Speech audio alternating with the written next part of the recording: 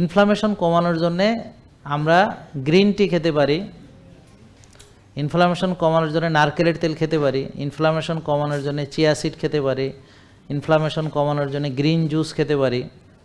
তাহলে আমরা কি করব, একটা পানীয় দিয়ে ইফতার শেষ করে ফেলবো ইনশাল্লাহ, ঠিক আছে? আর যাদের সুগার নরমাল, যাদের ইনসুলিন নরমাল, তারা খেজুর খেতে পারবে, ওটস খেতে পারবে, মধু দিয়ে কোনো একটা কিছু বানায় খেতে পারবে। যেমন হলুদের পানি কুসুম গরম পানিতে সাথে মধু অ্যাড করলো, সাথে নারকেলের তেল 1 চামচ দিল। আর যারা আজকে দেখবেন যে আপনার ইনসুলিন বেশি, সুগার বেশি বা টিজি বেশি, তারা ডাক্তার আপনাদেরকে অবশ্য বলেই দিবেন, সো আপনাদের এটা নিয়ে টেনশন করতে হবে না যে আপনি কি ইফতারিতে কি খাবেন, বিকজ আপনার যেই খাবারগুলো আপনাকে নিষেধ করা হবে ওইটা বাদে যে কোনো কিছু দিয়ে ইফতার করতে পারবেন। সবচেয়ে ভালো হলো আপনি হলুদের পানি খান, কুসুম গরম পানি সাথে একটু নারকেলের তেল 1 চামচ। এটা ডাক্তার আপনাকে পুষ্টিবিদ বুঝায় দিবে, কারণ কোন হলুদটা খাবে। আমাদের কাছে যে অর্গানিক হলুদ আছে, হ্যাঁ বুঝতে পারছেন, সেই হলুদ, অর্গানিক যে হলুদটা আছে আমাদের কাছে সেই হলুদ, ওটা অর্গানিক, কেমিক্যাল মুক্ত। আর ওখানে কারকুমিন এবং পিপারিন অর্থাৎ গোলমরিচের নির্যাস অ্যাড করেই আছে। সেটা কুসুম গরম পানিতে, আর তেলটা হবে centrifugal extraction USD organic certified extra virgin coconut oil. ওই 1 চামচ নারকেলের তেল আর হচ্ছে 1 চামচ হলুদ, এটা এখানে বুঝাই দিবে, সবাইকে শিখাই দিবে। কুসুম গরম পানি, এইটা দিয়ে ইফতার করে নামাজ পড়ে আইসা সবজি, সালাদ, ডিম, মাছ, মাংস যেটা প্রয়োজন খেয়ে ফেলবেন,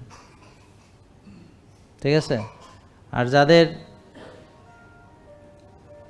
ডায়াবেটিস ঠিক আছে, ইনসুলিন নরমাল আছে, হোমায়ের 1 আছে, তারা ইফতারিতে বেলের শরবত খাইতে পারবে, সাথে মধুও দিতে পারবে। তারা ডাবের পানির সাথে পিঙ্ক সল্ট দিয়ে, ডাবের পানির সাথে পিঙ্ক সল্ট দিয়ে, ভিনেগার দিয়ে, আদার রস দিয়ে, একটু লেবুর রস দিয়ে, একটু মধু অ্যাড করে খাইতে পারবে, সাথে চিয়া সিডও দিতে পারবে।